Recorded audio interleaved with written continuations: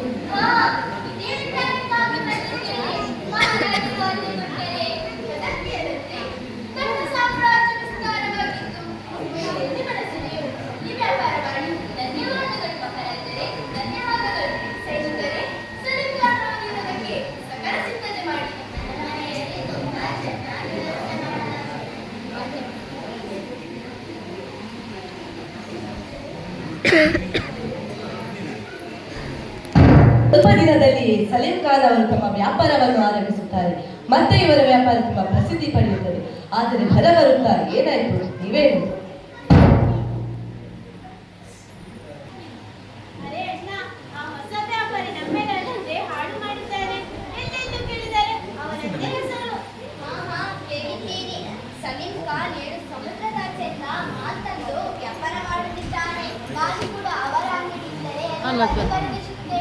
ನಾವೆಲ್ಲರೂ ಕೂಡ ಅವನಿಂದಲೇ ಮಾಲ್ ಖರೀದಿಸಿ ವ್ಯಾಪಾರ ಮಾಡಿದರೆ ಅವರಿಗೂ ಲಾಭ, ನಮಗೂ ಲಾಭ. ಸಲೀಂ ಖಾನ್ ಅವರ ವ್ಯಾಪಾರ ತುಂಬಾ ಚೆನ್ನಾಗಿ ನಡೆಯುತ್ತಿತ್ತು. ಆದರೆ ಒಂದು ದಿನ ಇದ್ದಕ್ಕಿದ್ದಂತೆ 3 ಜನ ರೈತರು ರಾಜನ ಬಳಿ ದೂರು ಕೊಡಲು ಬರುತ್ತಾರೆ. ಏಕೆ ಎಂಬುದನ್ನು ನೋಡೋಣವೇ.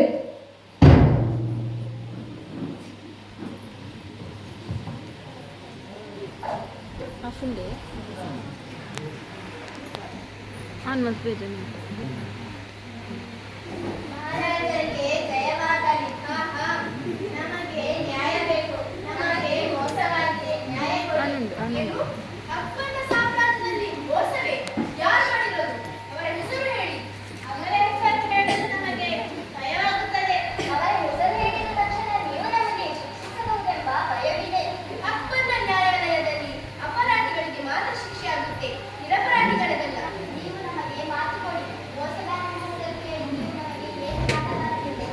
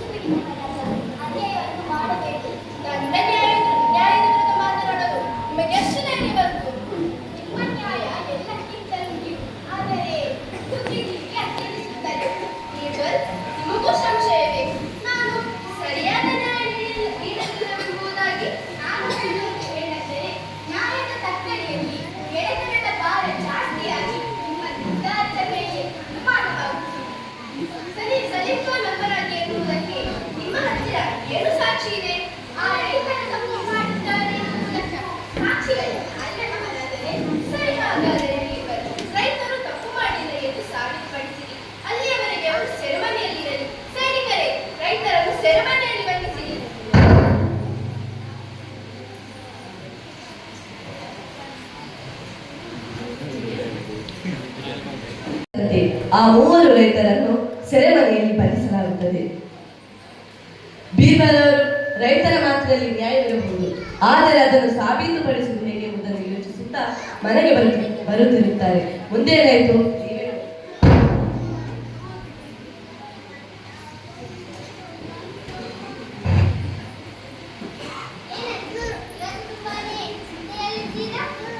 ಹೌದು ಮಾರೆ, ಏನು ಹೇಳೋಣ ನೋಡು. ಇದೇ ಮೊದಲ ಬಾರಿಗೆ ರಾಜ ನ್ಯಾಯವನ್ನು ನೀಡಲು ಏನು ಅಕ್ಬರನ್ನು ಅನ್ಯಾಯ ಮಾಡಿ. ಇದು ಅಕ್ಬರ್ ತನ್ನ ಸ್ನೇಹಿತರಿಗಾಗಿ ನ್ಯಾಯದ ತಕ್ಕಡಿಯನ್ನು ಸರಿಯಾಗಿ ತುಂಬಿರುತ್ತದೆ. ಹಾಗಾದರೆ ನೀವೇನು ಮಾಡ್ತೀರಿ ಮುಂದೆ? ಅದೇ ಚಿಂತೆಯಲ್ಲಿದ್ದೇನೆ. ಅಕ್ಬರ್ನ ನ್ಯಾಯಾಲಯದಲ್ಲಿ ನ್ಯಾಯಗಳಿಲ್ಲ, ಬೀರ್ಬಲ್ನ ನ್ಯಾಯಾಲಯದಲ್ಲಿ ನ್ಯಾಯವಿದೆ.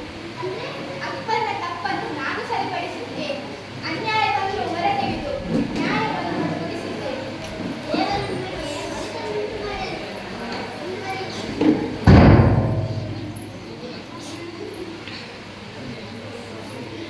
ಬೀರ್ಬಲ್ ಅವರು ಮರುದಿನ ಅನ್ಯಾಯಕ್ಕೆ ಒಳಗಾದ ರೈತರ ಮನೆಗಳಿಗೆ ಬರುತ್ತಾರೆ. ಬೀರ್ಬಲ್ ಅವರನ್ನು ನೋಡಿದ ರೈತ ಹೆಂಡತಿಯರು ಏನು ಹೇಳುತ್ತಾರೆ? ಜೋರಾಗಿ ಹೇಳುತ್ತೆ, ಏನು ಹೇಳುತ್ತಾರೆ? ನೀವೇ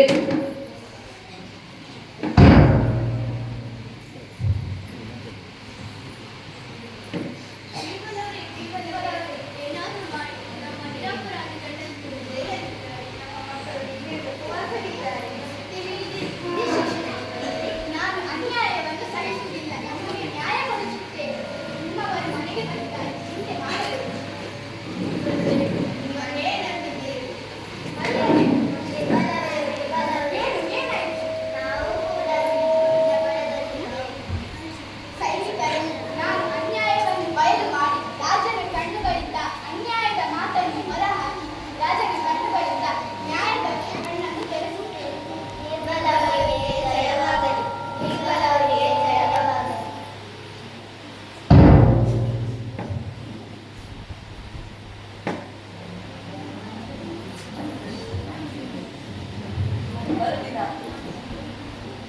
ಮರುದಿನ ಅಕ್ಬರ್ ಆಸನದಲ್ಲಿ ಏನಾಯಿತು ತಿಳಿಯಲು ನಾನು ರೆಡಿ. ಇದು ರೆಡಿ ತಾನೆ?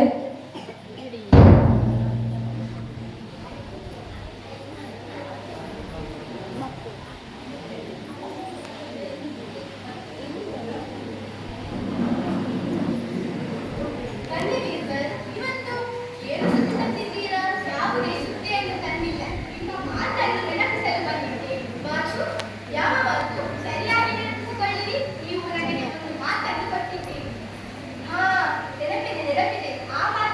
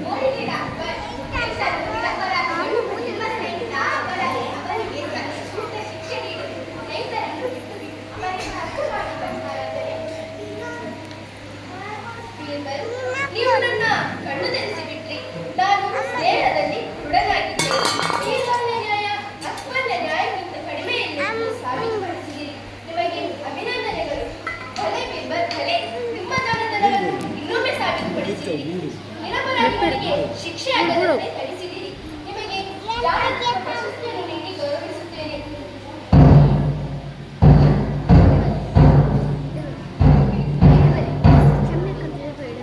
ಸ್ನೇಹಿತರೆ, ರೈತರನ್ನು ಗೌರವಪೂರ್ವಕವಾಗಿ ಅವರವರ ಮನೆಗೆ ಕಳುಹಿಸಿಬಿಡಿ ಮತ್ತು ಒಂದು ತಿಂಗಳಿಗಾಗುವಷ್ಟು ದಿನಸಿನ ಅವಧಿಗಳನ್ನು ಕೊಟ್ಟು ಬನ್ನಿ ಮತ್ತು ಸಲೀಂ ಖಾನ್ರನ್ನು ನನ್ನ ಸಾಮ್ರಾಜ್ಯದಿಂದ ಗಡಿಪಾರು ಮಾಡಿ. ನಮಗೆ ತಪ್ಪಾದ ಮಹಾರಾಜ್, ಇನ್ನು ಮುಂದೆ ನಾನು ಇಂಥ ಕೆಲಸವನ್ನು ಮಾಡುವುದಿಲ್ಲ. ನನಗೆ ಒಂದು ಅವಕಾಶ ಕೊಡಿ. ತಪ್ಪು ಮಾಡುವುದು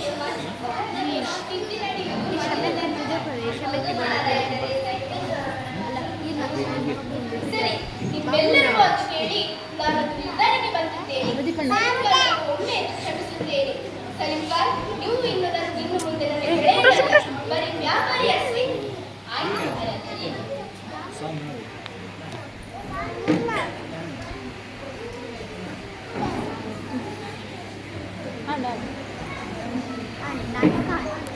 ನಾಟಕ ಒಪ್ಪು ಜನರ ನಾಟಕ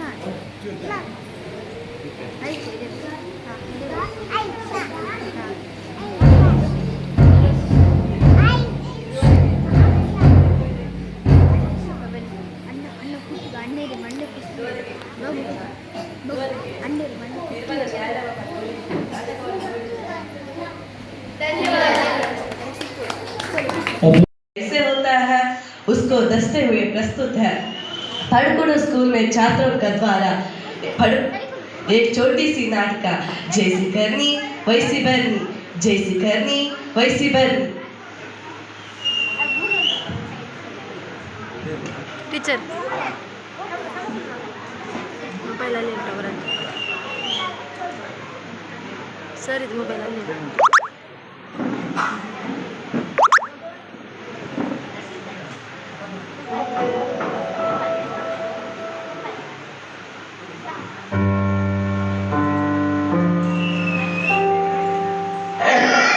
बेटा सुरेश, मेरा चश्मा देखा क्या? सुबह सुबह शुरू हो गए पापा। कब छुटकारा मिलेगा इनसे पता नहीं। बेटा, मेरे को चश्मा कहीं नहीं मिल रहा है, तू ही ढूंढ के दे देना। क्यों सुबह सुबह परेशान करते हो पापा? आप खुद ही ढूंढ लो ना। मेरा चश्मा यही तो रखा था, कहाँ गया? दिख नहीं रहा है, चश्मा कहाँ गया? बेटा, पापा, आपने नाक में दम करके रखा है, क्यों परेशान करते रहते हो? अपना चश्मा खुद संभाल के नहीं रख सकते? रोहन की मम्मी, पापा का चश्मा ढूंढ के देना तो। पापा जी का रोज का रामायण है, एक दिन का थोड़ी है। तुम ही ढूंढ कर दो, मैं भोजन बना रही हूँ, मेरे पास टाइम नहीं है। और हाँ, जल्दी ढूंढ कर दो, नहीं तो सामान इधर उधर कर देंगे, मेरा काम और भी बढ़ा देंगे। हे भगवान, तुम ही कुछ करो इनका। अपना चश्मा इधर उधर रखकर सबको परेशान करते रहते हो आप। पापा, ये सामने तो रखा है चश्मा, तुम सचमुच अंधे हो गए हो। ये लो। कुचिले तुले नाटक तुले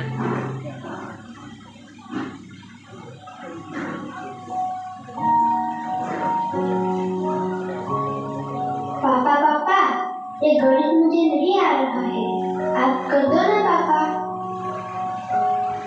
बेटा, तू खुद ही कर ले, तू खुद करेगा तो ही सीखेगा, है ना? चल तू प्रयास कर चल। हाँ पापा।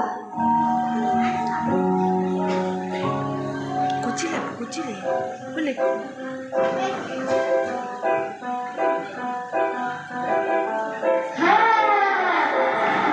पापा जवाब मिल गया।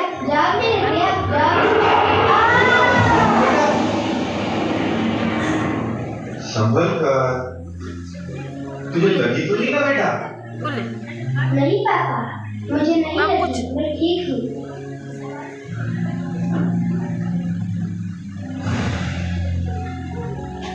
और कैसे हो यार, सब खैरियत तो है ना?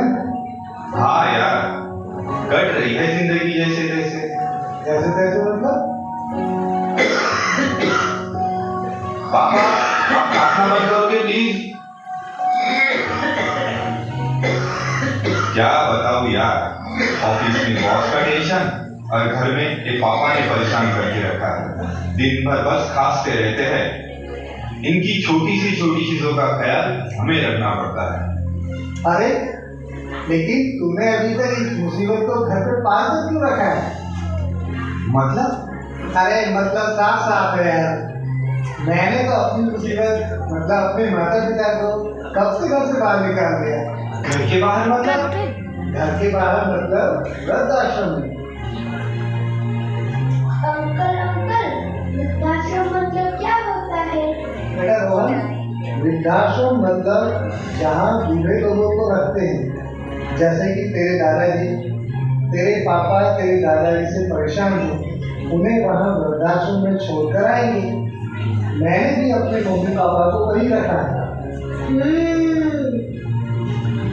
सही बात बताई यार तूने।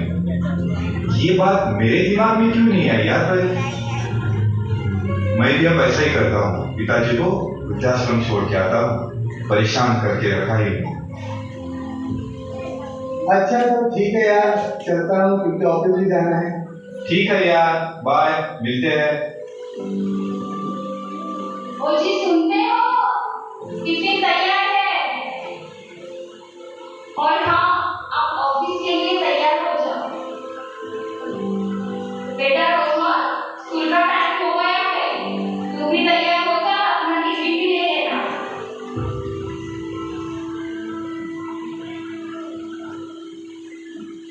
रोहन की मम्मी, मेरा चश्मा कहाँ है?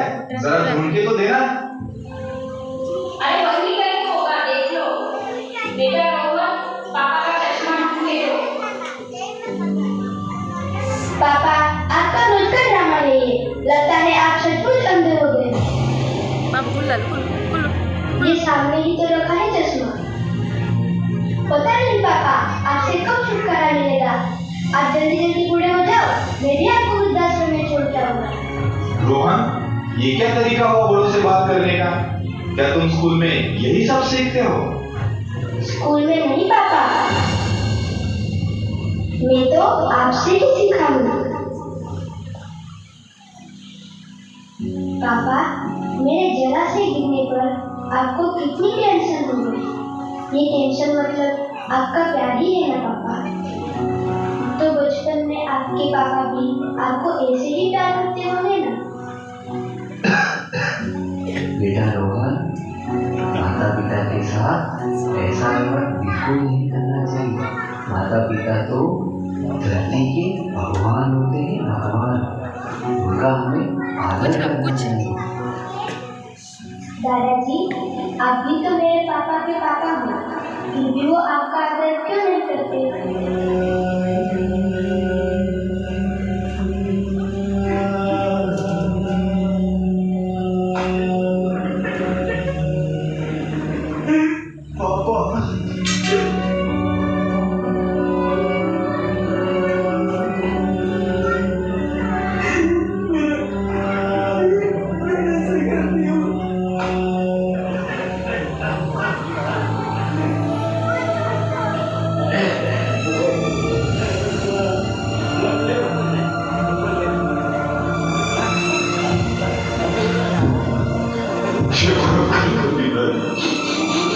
मेरे से गलती हो गई।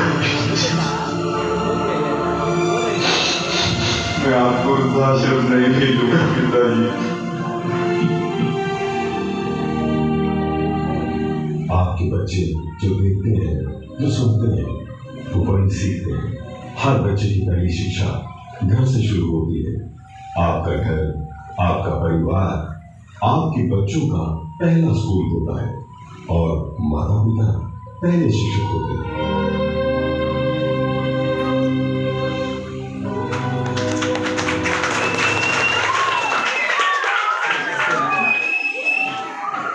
Thank you all the students for the beautiful line.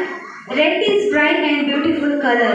Many things around us are red. It shows happiness and energy. Now our little children are going to present the topic red things before you. परिवार को जन्म देने वाला पिता दोनों ही अपने खून पसीने से अपने पौधों को सींचते हैं, ना सिर्फ अपने पेड़ से, उसके साया से भी प्यार करते हैं, क्योंकि उसे उम्मीद है एक रोज जब वो जिंदगी से थक जाएगा, यही साया उसके काम आएगा।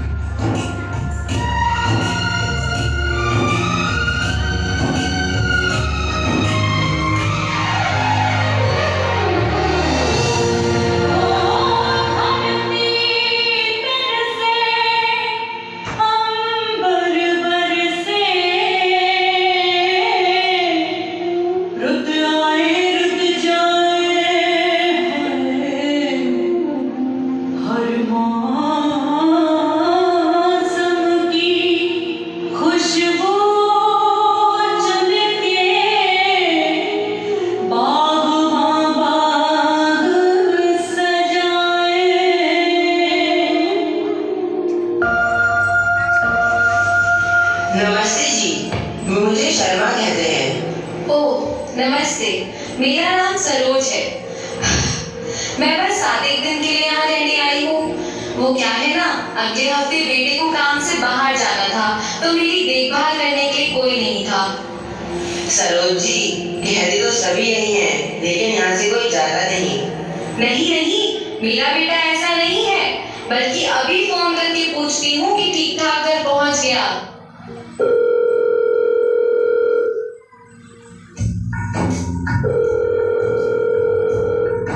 हेलो। हाँ बेटा। माँ, अभी मीटिंग में बिजी हूँ, थोड़ी देर में कॉल करता हूँ। अरे तूने ठीक से खाना खाया? माँ, कहाँ ना बिजी हूँ।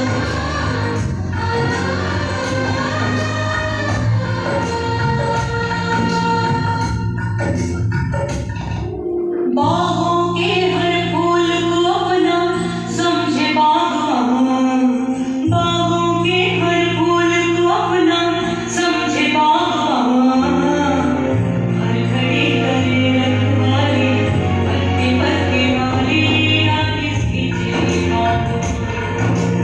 बागों के हर फूल को अपना समझे बागवान, बागों के हर फूल को अपना समझे बागवान, हर घड़ी करे रखवाली, पत्ते पत्ते वाली याद इसकी जीवा।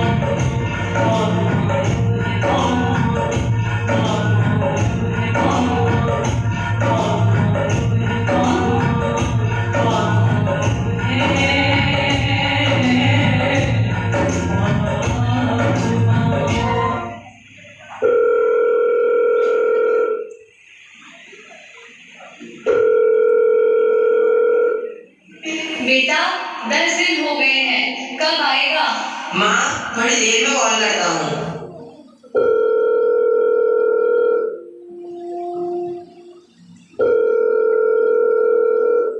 हेलो बेटा, 1 महीना हो गया है, मुझे वापस घर ले जा। आता हूँ माँ, थोड़ी चीजें सही कर लूँ, फिर आता हूँ। अब तो इसे ही अपना घर समझ लीजिए, वो आने वाला नहीं है।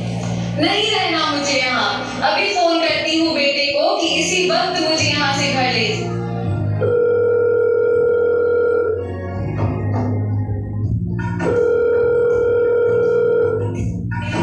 बेटा मुझे नहीं रहना यहाँ, बस अभी के अभी मुझे यहाँ से लेके जा। माँ, काम का प्रेशर कुछ ज्यादा है, कुछ दिन और एडजस्ट कर लो।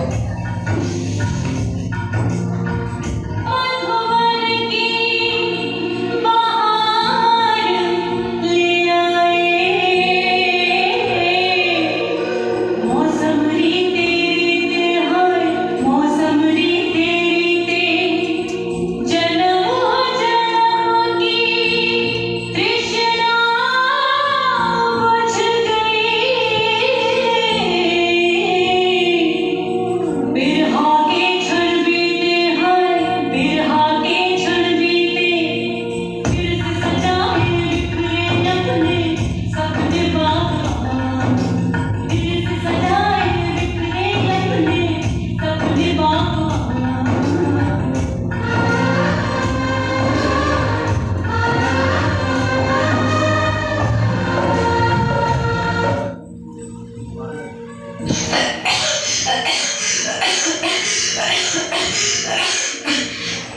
आपको दवा चाहिए? क्या अकेलेपन की दवा है आपके पास? मैं अभी डॉक्टर को बुलाता हूँ। डॉक्टर को नहीं, जज को बुलाओ और पूछो उनसे कि जुल्म में इस उम्र में माँ बाप को अकेलेपन की सजा सुनाई जाती है।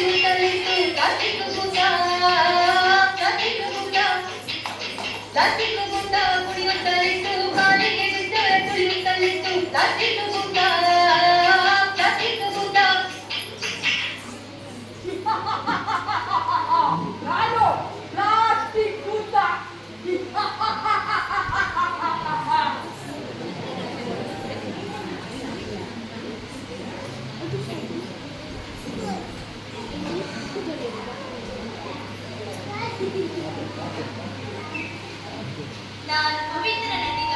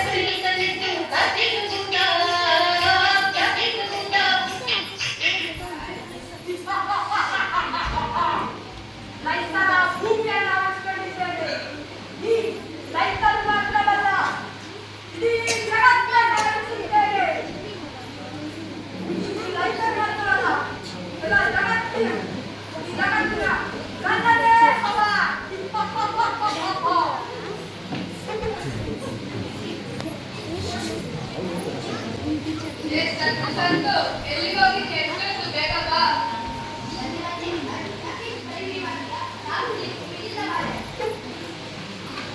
ಸರಿ ನಡಿ.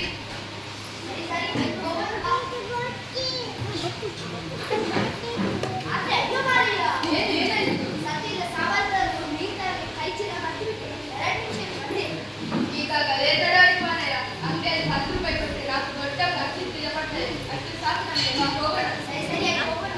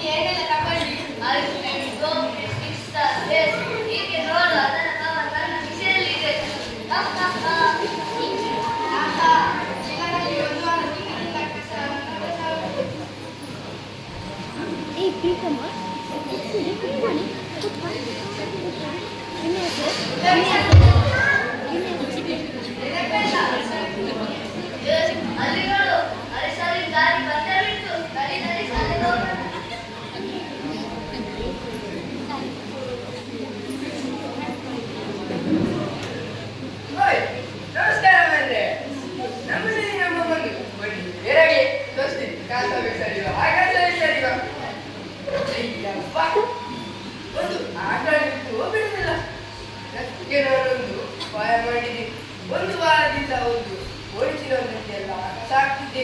ಅಮ್ಮ ಏನು ತಡ ಕೇಳಿದ್ರೆ ದೂರ ಬೇಸರಿ ಅಂತ ಹೇಳ್ತಿದ್ದೆ. ಸಲಿಗೆ ಕಸ ಮನೆಯಿಂದ ಓಡಿಸಿರೋದಲ್ಲೇ ಅಡುಗೆ ಮನೆಯ ಕಸ, ಈಗ ಸರಿ ಮಾಡಿದ ಕಸ, ಓಡಿ ಸರಿ ಮಾಡಿದ ದೇಶದಲ್ಲಿ ಪ್ಲಾಸ್ಟಿಕ್ ಕಸಗಳು ಎಲ್ಲ ಅದರಲ್ಲೇ ಹಾಕಿಟ್ಟಿದ್ದೆ. ಮೊನ್ನೆ ನಡೆದ ಬಿರಿಯಾನಿ ಮಾಡ್ಯ ಹಾಡು ಮುಳ್ಳು ಎಲ್ಲ ಅದರಲ್ಲೇ ಹಾಕಿಟ್ಟಿದ್ದೆ. ಅದೇ ಕೈಲಾಸ ಮಾಡ್ರೆ ನಮ್ಮ ಮನೆಯ ಸುತ್ತಮುತ್ತ ಸೆಂಟಿನ ಪರಿಮಳವೇ ಪರಿಮಳ ಬಿಡಿ. ಅಮ್ಮ ಕೊಟ್ಟ ಚಳಿ ಬೇಕು ನೋಡಿ. ಅಯ್ಯಪ್ಪ ಬೇಕಿತ್ತ ಇದಕ್ಕೆ. ಅದು ಬಿಡಿ, ಇವತ್ತಾದ್ರೂ ಕಸ ಬಿಸಾಡಿದ್ರು ಅಂತ ಹೋದ್ರೆ ಕಚ್ಚಿ ನಮ್ಮುನಾಥ ಯಾರು ಇಲ್ಲಲ್ಲ ಬಿಸಾಡಿ ಹೋಗ್ತೀನಿ. ದೊಡ್ಡ ಕೆಲಸ ಹೋಗಿತ್ತು. ಇನ್ನೂ ಅಮ್ಮನಿಂದ ಬೈದಿಲ್ಲ, ಆದ್ರೆ ದೊಡ್ಡ ಮೂಡೆ ಮಾತ್ರ ಕೆಲಸ ಮಾಡ್ಕೊಂಡು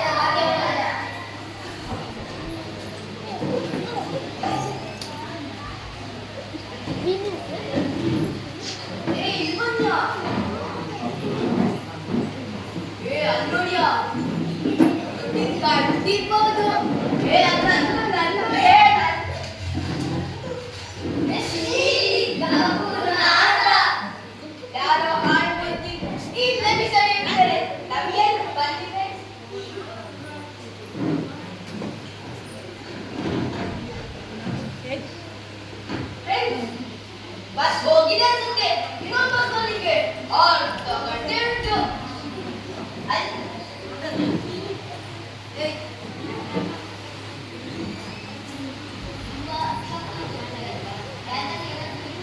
ಹಾ ತಂದಿದ್ದೀನಿ.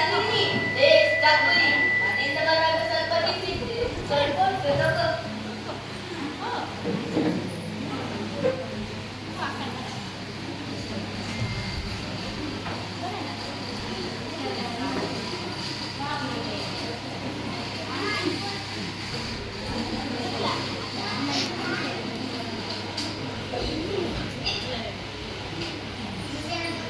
ಹಾ ಇದೆ ತಗೋ ಕುಡಿ. ಬಿಸಿಲಿಗೆ ತಿನ್ನಿಸ್ಬಿಟ್ಟಿಗೆ ಖುಷಿ ಆಗ್ತದಲ್ವಾ?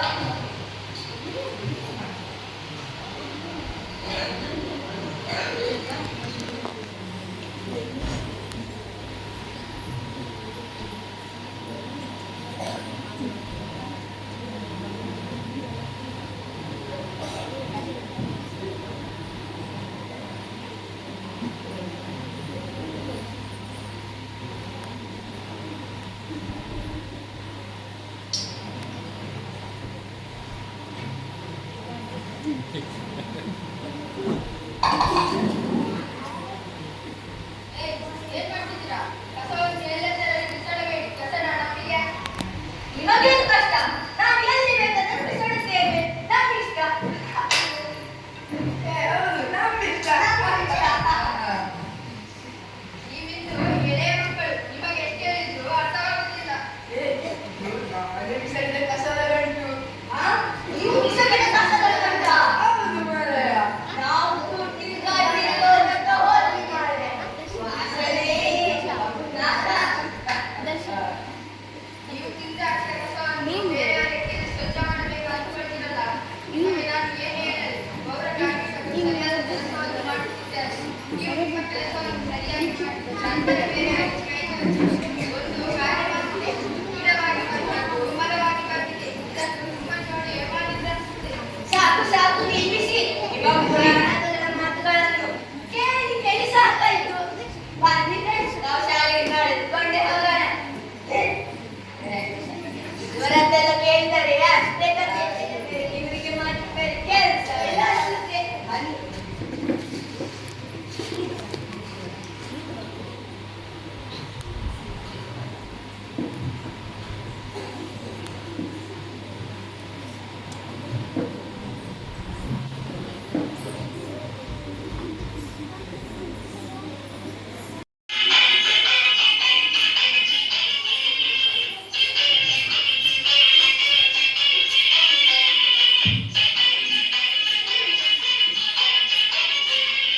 ಪ್ಲಾಸ್ಟಿಕ್ ಕೂತ ಕುಡಿಯುತ್ತಲಿತ್ತು, ಕಾಲಿಗೆ ಬಿದ್ದರೆ ತುಳಿಯುತ್ತಲಿತ್ತು. ಪ್ಲಾಸ್ಟಿಕ್ ಕೂತ, ಪ್ಲಾಸ್ಟಿಕ್ ಕೂತ, ಪ್ಲಾಸ್ಟಿಕ್ ಕೂತ ಕುಡಿಯುತ್ತಲಿತ್ತು, ಕಾಲಿಗೆ ಬಿದ್ದರೆ ತುಳಿಯುತ್ತಲಿತ್ತು. ಪ್ಲಾಸ್ಟಿಕ್ ಕೂತ, ಪ್ಲಾಸ್ಟಿಕ್ ಕೂತ, ಪ್ಲಾಸ್ಟಿಕ್ ಕೂತ ಕುಡಿಯುತ್ತಲಿತ್ತು, ಕಾಲಿಗೆ ಬಿದ್ದರೆ ತುಳಿಯುತ್ತಲಿತ್ತು. ಪ್ಲಾಸ್ಟಿಕ್ ಕೂತ, ಪ್ಲಾಸ್ಟಿಕ್ ಕೂತ.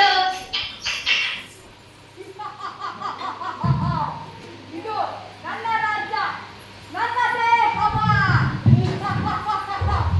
ನನ್ನ ರಾಜ್ಯ ಎಲ್ಲೆಲ್ಲಿಯೂ ನಾನೇ. ಭೂಮಿ ಅಗೆದರೂ ನಾನೇ, ಎಲ್ಲೆಲ್ಲಿಯೂ ನಾನೇ.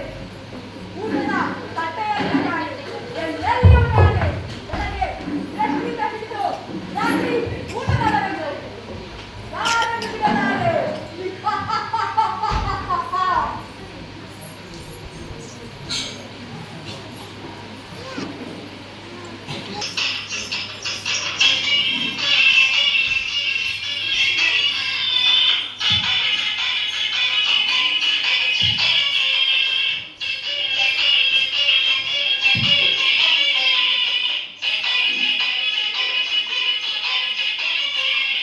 ಪ್ಲಾಸ್ಟಿಕ್ ಕೂತ ಕುಡಿಯುತ್ತಲಿತ್ತು, ಕಾಲಿಗೆ ಬಿದ್ದರೆ ತುಳಿಯುತ್ತಲಿತ್ತು. ಪ್ಲಾಸ್ಟಿಕ್ ಕೂತ, ಪ್ಲಾಸ್ಟಿಕ್ ಕೂತ, ಪ್ಲಾಸ್ಟಿಕ್ ಕೂತ ಕುಡಿಯುತ್ತಲಿತ್ತು, ಕಾಲಿಗೆ ಬಿದ್ದರೆ ತುಳಿಯುತ್ತಲಿತ್ತು. ಇಸ್ಕೊಂಡ್ರೆ ಮಾಧವ ನನಗೆ ನಾನು ಕಾವಲಿಗಾಗಿ ಹಾಲು ಕೊಟ್ಟೆ. ಆದರೆ ನೀವು ನನಗೆ ಹಾಲಾಹಾರವನ್ನು ತಿನ್ನಿಸುತ್ತಿವೆ. ಹುಲ್ಲು ತಿನ್ನಲು ಹೋದರೆ ಎಲ್ಲೆಲ್ಲೂ ಪ್ಲಾಸ್ಟಿಕ್ ಮಯವಾಗಿದೆ. ಹುಲ್ಲು ಬೆಳೆಯಲು ಸಾಧ್ಯವಾಗುತ್ತಿಲ್ಲ. ಅದಕ್ಕಾಗಿ ನಾವು ಹುಲ್ಲಲ್ಲೇ ತಿಂದು ಬದುಕುತ್ತಿದ್ದೇವೆ. ಎಲ್ಲ ಮುಗಿಯಿತು. ನೀವು ಕುಡಿಯುವ ಹಾಲು ಕೂಡ ವಿಷವಾಗುತ್ತಿದೆ. ನಮ್ಮನ್ನು ಸಾಯಿಸಿ ನೀವು ಕೂಡ ಸಾಯುತ್ತಿದ್ದೀರಾ. ಇದನ್ನು ಕೂಡ ಅವನಿಗೆ ಯಾರನ್ನು ಬಿಡಲಾರೆ. ಇದೀಗ ನಿನ್ನ ಪದಾರಿ. ಹೇ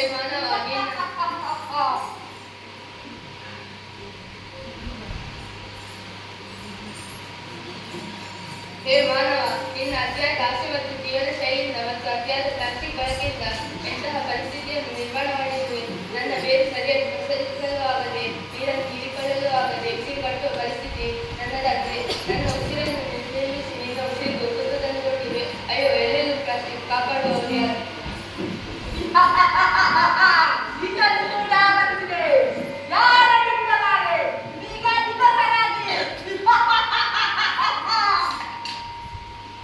ಬುದ್ಧಿವಂತ ಅನಿಸಿಕೊಂಡ ಮಾನವನಿಗೆ ಪರಿಸರ ರಕ್ಷಣೆಗಾಗಿ ಉದ್ಯೋಗದಲ್ಲಿ ತನ್ನ ಸ್ವಾರ್ಥಕ್ಕಾಗಿ ಉದಾಯ ಮಡಿಲನ್ನೇ ಬಡಿದಾಡಿಸಿದ, ಭೂಮಿಯ ವಿನ್ಯಾಸವನ್ನು ಬದಲಾಯಿಸಿದ, ಎಲ್ಲರಕ್ಕೂ ಪ್ಲಾಸ್ಟಿಕ್ ಅನ್ನು ಆವರಿಸಿದೆ, ಭೂಮಿಯನ್ನು ಪ್ಲಾಸ್ಟಿಕ್ಮಯವಾಗಿಸಿದೆ.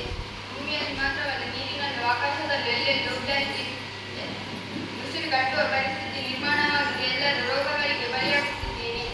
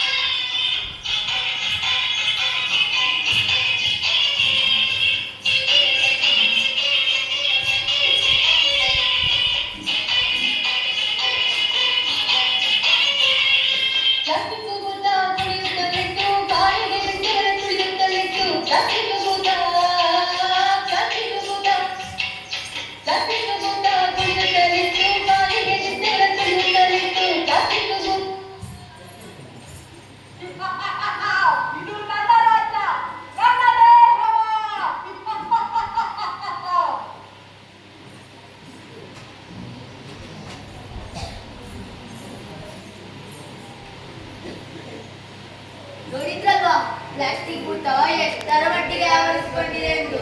ನಮಗೆ ನಮ್ಮ ತಪ್ಪಿನ ಅರಿವಾಗಿದೆ. ಪ್ಲಾಸ್ಟಿಕ್ ಅನ್ನು ಎಲ್ಲೆಂದರಲ್ಲಿ ಬಿಸಾಡಬಾರದು. ಪ್ಲಾಸ್ಟಿಕ್ ಮಾತ್ರವಲ್ಲ, ಬೇಡವಾದ ಮತ್ತು ನಿರುಪಯುಕ್ತ ವಸ್ತುಗಳನ್ನು 3R ರಿಡ್ಯೂಸ್ ಅಂದರೆ ಕಡಿಮೆ ಬಳಕೆ, ಮರುಬಳಕೆ, ಪುನರ್ಬಳಸಿ ಬಳಸುವುದು ಮಾಡಿದರೆ ನಮ್ಮ ಪರಿಸರವನ್ನು ರಕ್ಷಿಸಬಹುದು. ನಮಗೆ ನಮ್ಮ ತಪ್ಪಿನ ಅರಿವಾಗಿದೆ. ಪ್ಲಾಸ್ಟಿಕ್ ಅನ್ನು ಎಲ್ಲೆಂದರಲ್ಲಿ ಬಿಸಾಡಬಾರದು.